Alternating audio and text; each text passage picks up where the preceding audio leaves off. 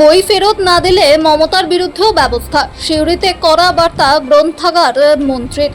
বিধানসভার গ্রন্থাগার থেকে রবীন্দ্র রচনাবলীর 19টি খণ্ড নেওয়ার পর নির্ধারিত সময় পেরিয়ে গেলেও তা ফেরত দেওয়া হয়নি। প্রাক্তন মুখ্যমন্ত্রী মমতা বন্দ্যোপাধ্যায়ের বিরুদ্ধে ওঠা এই অভিযোগ ঘিরে এবার কড়া বার্তা দিলেন রাজ্যের গ্রন্থাগার বিষয়ক মন্ত্রী গৌরীশঙ্কর ঘোষ।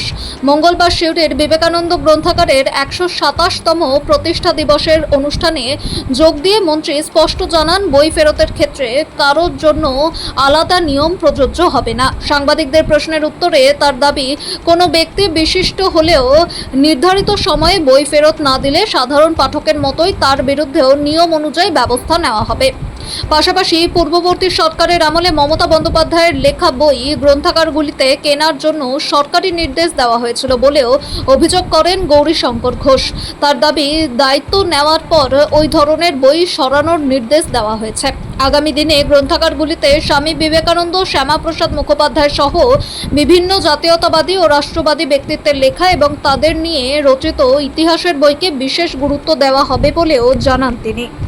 এমনি তার বিরুদ্ধে অবশ্যই আইনানুগ ব্যবস্থা নেওয়া হবে, কারণ সবার ক্ষেত্রে আইন সমান। উনি প্রাক্তন মুখ্যমন্ত্রী হয়ে যদি বই নিয়ে গিয়ে ফেরত না দেন, একটা সাধারণ মানুষ বই নিয়ে গিয়ে ফেরত না দিলে যে ধরনের তার শাস্তি হওয়া উচিত, একই শাস্তি তারও হবে। কারণ তিনি বই নিয়ে গেছেন, পড়বেন, ফেরত দেবেন। কেন তিনি বই ফেরত দেবেন না? এই না দেওয়ার জন্য একজন সাধারণ পাঠকের যে শাস্তি হয়, তারও সেই শাস্তি হবে। আমাদের বর্তমান সরকার, নতুন সরকার, তার মুখ্যমন্ত্রী মাননীয় শুভেন্দু অধিকারী মহাশয়, তিনি যেভাবে বাংলাকে গড়ে তুলতে চাইছেন, তাতে আইনের শাসন থাকবে। এখানে আইনের চোখে সকলের সমান। বলছি, ওনার বিরুদ্ধে কি এই বিষয় নিয়ে কোনো আলাদা করে মামলার কথা ভাবছেন? দেখুন, অবশ্যই লাইব্রেরি ডিপার্টমেন্ট হলে তো লাইব্রেরি ডিপার্টমেন্ট অবশ্যই করবে, কারণ আমরা চাইবো যে আইন সবার ক্ষেত্রে সমানভাবে প্রযোজ্য হোক। উনি বিশিষ্টজন বলে তার ক্ষেত্রে আইন আলাদা হবে, এটা হতে পারে না। নতুন সরকার এভাবেই বাংলাকে করতে চাইছে।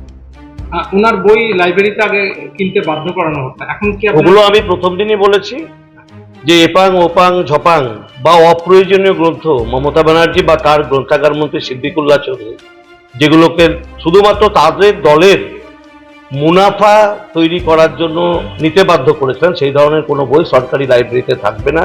আমি প্রথম দিনই বলেছি, দায়িত্ব নিয়ে সেই জায়গায় রাষ্ট্রবাদী বই, জাতীয়তাবাদী বই, যে ক্ষেত্রে যুবদের মেধার বিকাশ ঘটবে, সেই ধরনের বই লাইব্রেরিতে স্থান পাবে।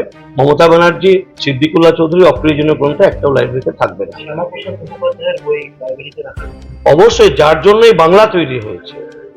বাংলা তো আমরা পেতাম না, সারা বাংলা তো পাকিস্তানে চলে যেত। শ্যামাপ্রসাদ মুখার্জি তৎকালীন পাকিস্তান থেকে অর্ধেক বাংলাকে নিয়ে এসে ভারতের অন্তর্ভুক্ত করেছিল বলেই আজকে আমরা এই বাংলাকে পশ্চিম বাংলায় শিখেছি। সুতরাং তার লেখা গ্রন্থ, তাকে নিয়ে লেখা গ্রন্থ অবশ্যই আমাদের লাইব্রেরিতে থাকবে।